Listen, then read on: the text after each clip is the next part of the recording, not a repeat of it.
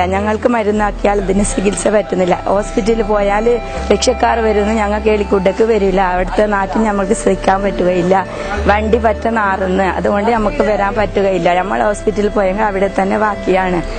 പിന്നെ കുട്ടികൾക്ക് കാൽക്കെല്ലാം കൈക്കും കാക്കും അലർജി ആയിട്ട് മരുന്നെടുത്താൽ സുഖമാവുന്നില്ല. വീട്ടിൽ തന്നെ ഇരിക്കാൻ പറ്റുന്നില്ല. മഴ പെയ്താൽ ആ കച്ചരയും വെള്ളം വേസ്റ്റും വെള്ളം ഒഴിഞ്ഞു വരുന്ന നമ്മളെ കിണറ്റിലേക്കും വെള്ളപ്പിലേക്കുമാണ്. ಓಪನ್ ಮಾಡೋದನ್ನೇ ಎಲ್ಲ ನಾರ್ತದೆ. ಗಾಡಿಯನ್ನು ಹೋಗ್ಲಿಕ್ಕೆ ಸಾಧ್ಯ ಅಲ್ಲ ಎಲ್ಲಿಗೆ ಸಹ. ಗಾಡಿಗೆ ಬಂದ್ರೆ ಮತ್ತೆ ತೊಳಿಲಿಕ್ಕೆ ಒಂದು 30-40 ರೂಪಾಯಿ ಖರ್ಚು ಒಂದು ಬಾಡಿ ಒಂದು ಹೋಗ್ಲಿಕ್ಕೆ.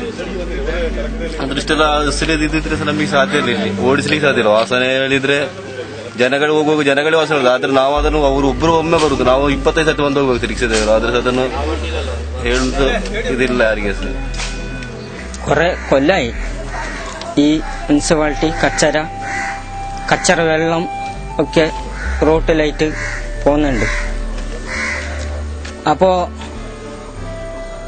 നമ്മള് ഇപ്പോ ഈ നാട്ടില് ജീവിക്കാൻ പറ്റുന്നില്ല. എന്താ വെച്ചാല് കച്ചറ വെള്ളം, പിന്നെ കുറെ മാരരോഗങ്ങള് വെച്ച് നിന്ന് ഇത് ഒരു തീരുമാനം, അതായത് നമ്മൾക്കൊരു ഉറപ്പുള്ള ഒരു വാക്ക് കിട്ടണം. അന്നെങ്കിൽ മാത്രമേ നമ്മൾ ഈ 9 മാസം ഇടാനും തോണ്ടാൻ സമ്മതിക്കില്ല. കാരണം പറഞ്ഞാൽ അവിടെ മണ്ണോ ഇത് കല്ലോ കാലോ ഇട്ട് വണ്ടി പോകാനുള്ള സംവിധാനം.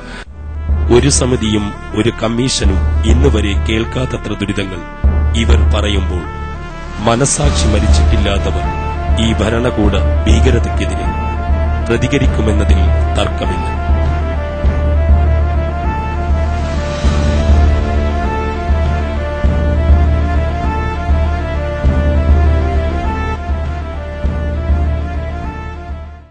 മാലിന്യ പ്രശ്നം ഇട കേരളത്തിൽ അങ്ങോടെ ഉള്ളതാണ്. അപ്പോ ഇതിന് പരിഹാരം ശരിയറിഞ്ഞ പരിഹാരം അവരവരെ വീട്ടിലുള്ള മാലിന്യം, അവരവരുടെ സ്ഥലത്തിലുള്ള മാലിന്യം അവരവര് സംഹരിക്കുന്നതാണ്, അതിനെ നശിപ്പിക്കുന്നതാണ്. അവരവര് നശിപ്പിച്ചാല് ഈ പ്രശ്നം സോൾവ് ആയിട്ട് തീരും. അത് പിന്നെ ഈ നഗരസഭക്ക് മനസ്സിലാക്കിയാല് ഈ നഗരസഭയിലുള്ള മാലിന്യം, ടൗണിലുള്ള മാലിന്യം അവരവർ സംസാരിച്ചില്ലെങ്കിലും കടക്കാതെ ചെയ്യേണ്ട പണിയാണത്. അവരവർക്കുള്ള മാലിന്യം അവരവർ ഇതാക്കേണ്ടത് അവരവരുടെ പണിയാണ്, അവർ ചെയ്യേണ്ടതാണ്. സ്വയം നമ്മളെ നാട് രക്ഷിക്കാൻ വേണ്ടി നമ്മൾ ചെയ്യേണ്ട പണിയാണത്. അഥവാ മുനിസിപ്പാലിറ്റി അങ്ങനെ ഇതാക്കുന്നുണ്ടെങ്കിൽ മുനിസിപ്പാലിറ്റിയിൽ 32 വാർഡുണ്ട്. അതത് വാർഡിന്റെ മാലിന്യം അതത് വാർഡിൽ സംസ്കരിക്കട്ടെ. അപ്പൊ ഈ പുറമെയുള്ള ഈ പ്രശ്നം തീരുവ. പക്ഷെ എനിക്ക് തോന്നുന്നത് ഈ പ്രശ്നത്തിന് പരിഹാരം കാണാനുള്ള പദ്ധതികൾ ആസൂത്രണം ചെയ്യാൻ കഴിവുള്ള ആളുകൾ ഈ നഗരസഭയിലെയും അതുപോലെ തന്നെ എല്ലാ സ്ഥലങ്ങളിലെയും ഓരോ വീട്ടിലുമുണ്ട്. ഞാൻ ഉദ്ദേശിക്കുന്നത് ഇപ്പോൾ ഹൈസ്കൂൾ തലത്തിലുള്ള സയൻസ് പാഠപുസ്തകങ്ങളിൽ പോലും ഇതിന്റെ പരിഹാര പദ്ധതികളുണ്ട്. എന്തുകൊണ്ട് ഈ വലിയ പദ്ധതി 5 ഏക്കറിലെ പദ്ധതി അല്ലെങ്കിൽ 10 ഏക്കറിലെ പദ്ധതി എന്ന് പറഞ്ഞു പോകാതെ ഓരോ വാർഡിലും, ശരിക്കും പറഞ്ഞാൽ ഓരോ വീട്ടിലും ഇത്തരം പദ്ധതികൾ നടപ്പാക്കാം എന്നാണ് പാഠപുസ്തകം നൽകുന്ന സൂചന. നമ്മുടെ വർദ്ധിച്ചു വരുന്ന ഊർജ ആവശ്യങ്ങൾക്ക് പോലും പരിഹാരം കാണാവുന്ന മാലിന്യ സംസ്കരണ കൊച്ചു പദ്ധതികൾ ഉണ്ടാക്കാൻ കഴിയുമെന്നിരിക്കെ വലിയ പദ്ധതികൾ തേടിപ്പോകേണ്ടതുണ്ടോ എന്നൊരാലോചന നടത്താവുന്ന. നിരോധന ബോർഡുകൾ നോക്കുകുത്തിയാവുമ്പോൾ വിവാഹങ്ങളും ആഘോഷങ്ങളും പ്ലാസ്റ്റിക് കൂമ്പാരങ്ങളാകുന്ന കാഴ്ചയാണ് ദിനം പ്രതി നമ്മൾ കണ്ടുവരുന്നത്.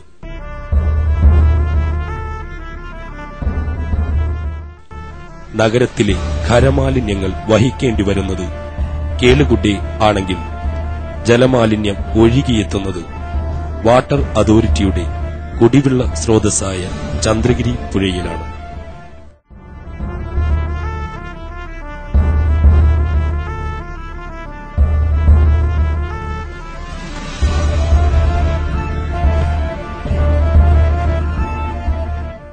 നഗരങ്ങളിലെ മാലിന്യം നഗരത്തിൽ സംസ്കരിക്കാതെ ഗ്രാമപ്രദേശങ്ങളിലേക്ക് സംസ്കരിക്കുന്നതിനു വേണ്ടി കൊണ്ടുപോവുക എന്നുള്ളത് ജനങ്ങളുടെ വമ്പിച്ച പ്രതിഷേധത്തിന് ഇടയാക്കുന്നുണ്ട്. ഇതാണ് പഞ്ചായത്തുകൾ, പ്രത്യേകിച്ച് കാസർഗോഡ് ജില്ലയിൽ ഉൾപ്പെടെയുള്ള പല പ്രദേശങ്ങളിലും അനുഭവിച്ചുകൊണ്ടിരിക്കുന്ന പ്രശ്നം.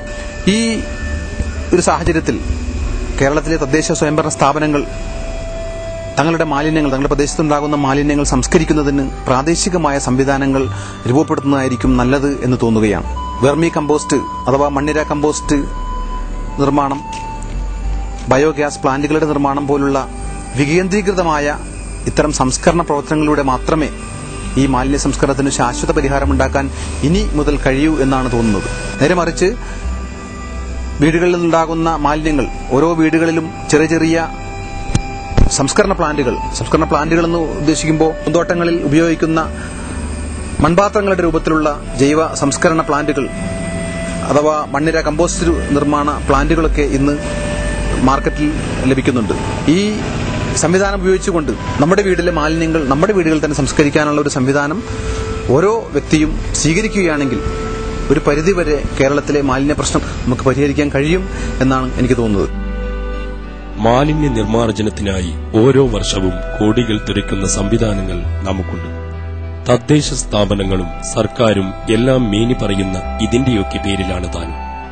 പക്ഷേ അവയൊക്കെ ഫലം കണ്ടിരുന്നെങ്കിൽ നിശ്ചയമായിട്ടും ഇതായിരിക്കില്ല നമ്മുടെ നാടിന്റെ സ്ഥിതി. ഈ സാഹചര്യത്തിൽ തദ്ദേശ സ്വയംഭരണ സ്ഥാപനങ്ങൾ, മുനിസിപ്പാലിറ്റികൾ ഇത്തരം ആഘോഷങ്ങളും വിവാഹങ്ങളും മറ്റ് പ്രോഗ്രാമുകളും സംഘടിപ്പിക്കുന്ന സ്ഥലങ്ങൾക്ക് ചില നിയമപരമായിട്ടുള്ള നിർദ്ദേശങ്ങൾ കൂടി നൽകേണ്ടിയിരിക്കുകയാണ്. ഭൂമിക്ക് ഇണങ്ങുന്ന പരിസ്ഥിതി സൗഹൃദപരമായിട്ടുള്ള വസ്തുക്കൾ കൂടുതൽ ഉപയോഗിക്കുന്നതിന് പ്രോത്സാഹനം നൽകുകയും ഭൂമിക്ക് ഇണങ്ങാത്ത പ്ലാസ്റ്റിക്കിന്റെ ഉപയോഗം കർശനമായി വിലക്കുകയും ചെയ്യുന്ന ചില നിയമ നടപടികൾ കൂടി അധികാരികളുടെ ഭാഗത്തുനിന്ന് ഉണ്ടാവുകയാണെങ്കിൽ ക്രമാതീതമായ ഈ പ്ലാസ്റ്റിക്കിന്റെ ഉപയോഗം കുറയ്ക്കുവാനും മാലിന്യം ഒരു പരിധിവരെ നിയന്ത്രിക്കാനും കഴിയുമെന്ന് ഞങ്ങൾ മനസ്സിലാക്കുന്നു. കേരളത്തിൽ അങ്ങോളം ഇങ്ങോളം ചർച്ച ചെയ്യപ്പെടുന്ന ഒരു വിഷയമാണ് ഈ മാലിന്യ സംസ്കരണവുമായി ബന്ധപ്പെട്ട വിഷയം എന്ന് സോളിഡാരിറ്റി മനസ്സിലാക്കുന്നു.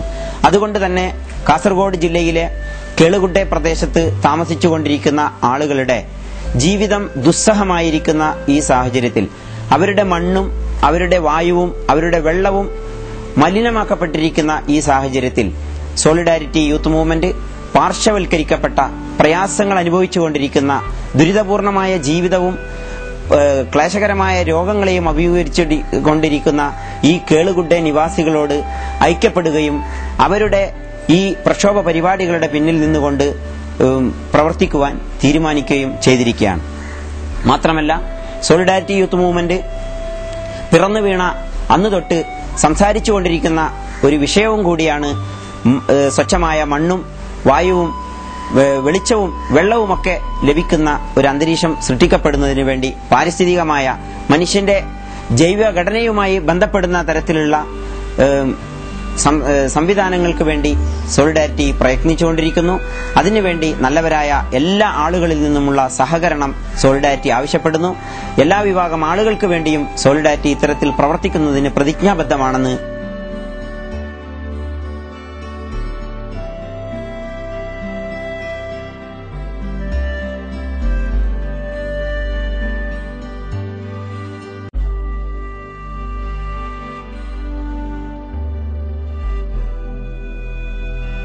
മാലിന്യങ്ങളുടെ സൃഷ്ടിയിലും സംസ്കരണത്തിലും നമുക്കൊരു നയവും നിലപാടും ശൈലിയും ഉണ്ടാവേണ്ട സമയം കടന്നിരിക്കുകയാണ്.